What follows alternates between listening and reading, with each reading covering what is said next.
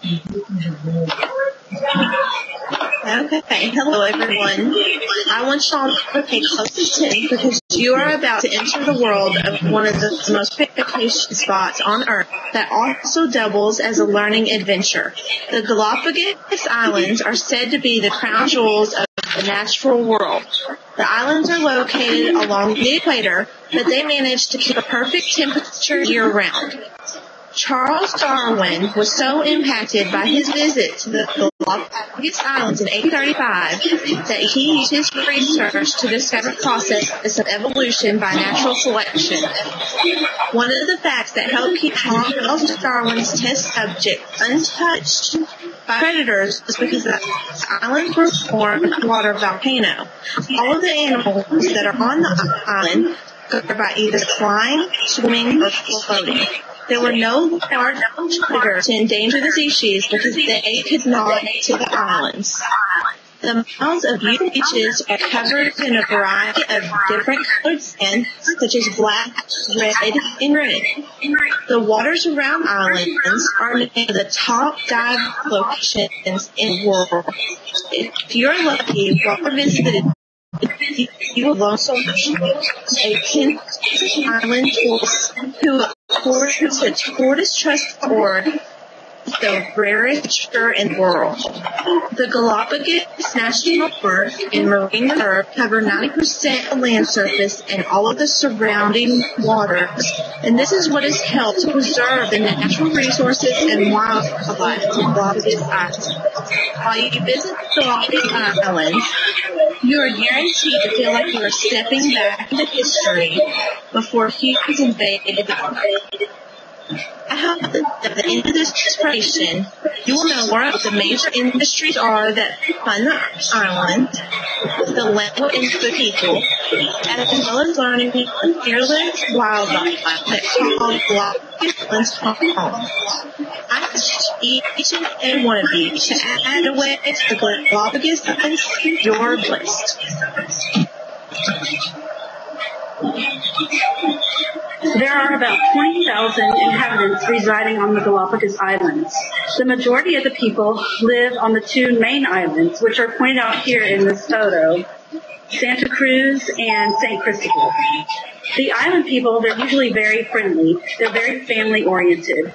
They consider the elderly as people of high esteem. They will care for them in a very dignified way up until they die, and this would even include bringing them into their homes to live with them. The main religion on the island is Catholicism. Some are folk Catholic, which involves a lot of superstition, and some are Roman Catholic, which is a lot more traditional to what we know in the States. Most of all the children have very involved godparents, and although Catholicism is the main religion, you can also find just about any other religion on the island as well. According to GalapagosIsland.com, the working industry on the island has about 20% of their workers in fishing, and the other 80% is in tourism. The fishing industry is a popular way to make a living. It has easy access for people, and they do not need to obtain an education to do it. Education can be very difficult to come by on the islands, and the mainland education is hard to get access to, so people don't very much pursue education. Fishermen must follow strict rules on the amount of fish they can catch and the places they can fish, because much of the island is considered national park and restricts where you can go.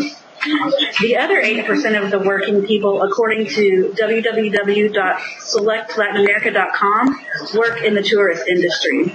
Of these people, most serve as crew members on the 100 or so vessels that transport tourists around the islands.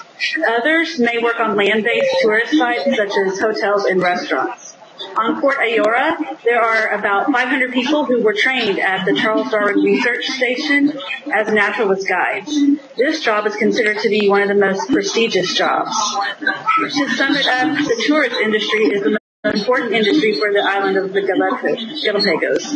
It brings in $10 million a year for the islands. With 97% of the islands being designated as national park, they can only grow in the tourist industry, as many want to come and visit the beauty of the nature here.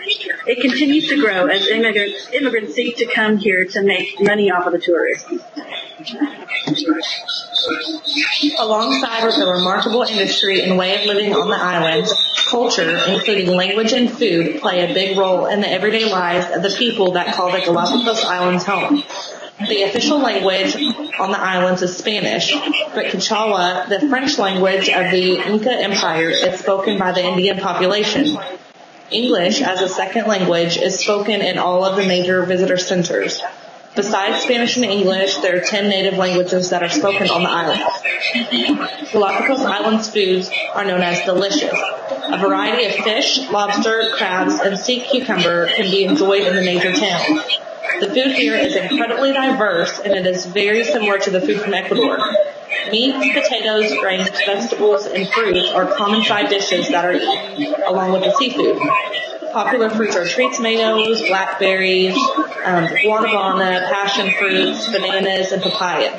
The common price for a lunch or dinner is around $3.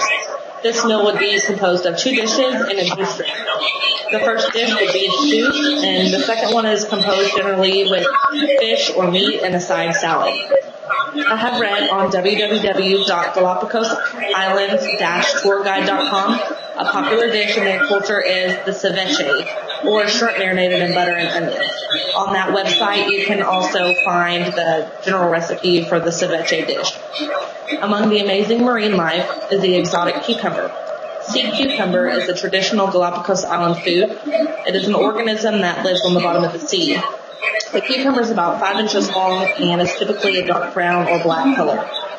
According to the Japanese, the sea cucumber is one of the best aphrodisiacs. If you aren't a seafood lover, the island does have restaurants that offer pizza, hamburgers, and other American foods you can enjoy. But if you are a seafood lover, you're in for a treat when and if you ever visit the Galapagos Islands.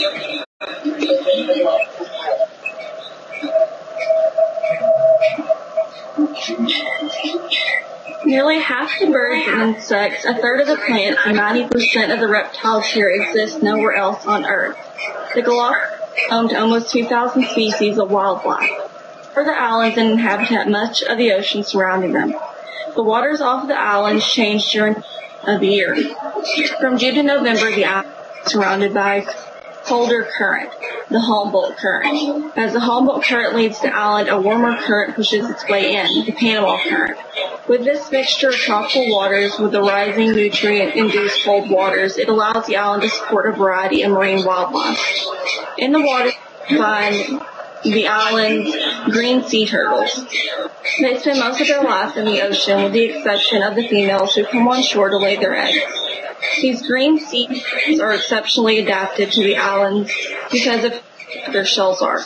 It is believed that these turtles wear shades of green in order to keep their body temperature up in the colder waters of the islands.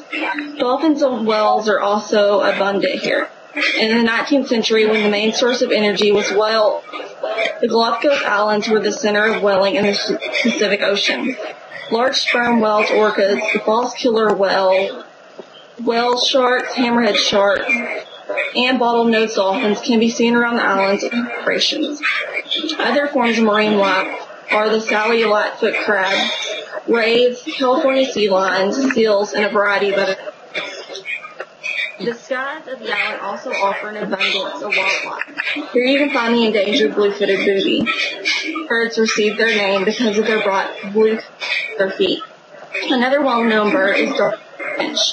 The island might be most known for the work that was done by Charles in the publication of The Origins of Species, a theory of evolution by natural selection. Darwin came to this conclusion after visiting the island, collecting a number of finches, one from each island. After examination, he noticed that even though the birds were the same species, they each had characteristics.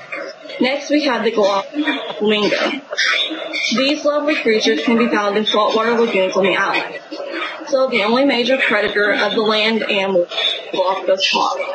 However, the most astonishing bird on the island would have to be the Galapagos penguin. Are the exact same as their colder cousins, but the Galapagos penguins are the only penguins who can survive in the warmer climates of the equator. It is a species all of its own. The rarest bird bird to inhabit the island is the waved albatross. These animals spend a majority of their lives out at sea, only returning to nest. We've covered the water and the air, now we'll talk about a few of the land dwellers. On the island you can find very few species, in part because the islands are very warm from the heat plates they sit on. The animals that do survive here are mostly reptiles. There's the land iguana and the lava lizard. The most popular, though, is the giant tortoise. The Galapagos Islands are actually named after these magnificent creatures. These creatures can grow to be massive in size. The males can get up to 660 pounds, and the females are a lot smaller than that. When it comes to the knowledge of the animal lifespan, not yet known. It is believed that these creatures can to be 100 years old or even 150. It was also discovered by sailors in the 18th century that these animals can go up to a year without any food or water. Another astonishing thing about these giant creatures is that, like Darwin's finches, the tortoises also vary in appearance from island to island. There are 14 or 15 subspecies of these magnificent creatures, each which have adapted to life on their islands.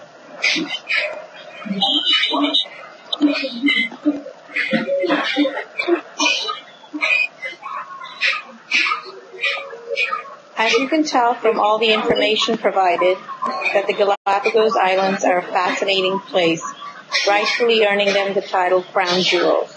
Their ideal location along the equator makes sure that the weather is perfect year-round. This makes them a great vacation spot where you will be able to explore, learn, and relax all at the same time. Home to thousands of different species of animals, birds, and sea life, there's no guarantee on what you may encounter. Who knows, you may even come back home with pictures of some very rare animals. When tired of exploring, you can head to the miles of beautiful beaches covered in unusual colors like black, red, or green. It's not surprising that Charles Darwin conducted most of his research about the process of evolution by natural selection on the island. The species and the beauties probably caught his attention right away. According to UNESCO.com, the Galapagos Islands are designated as a World Heritage Site because they're considered to be a living museum and showcase of evolution. The major industry on the islands is tourism, and people are always welcoming, which will ensure not only an exciting but a comfortable vacation. It's helpful knowing that the locals speak both Spanish and English, and there's plenty of new exotic foods to be tried. Isn't it time that we all experience nature at its best?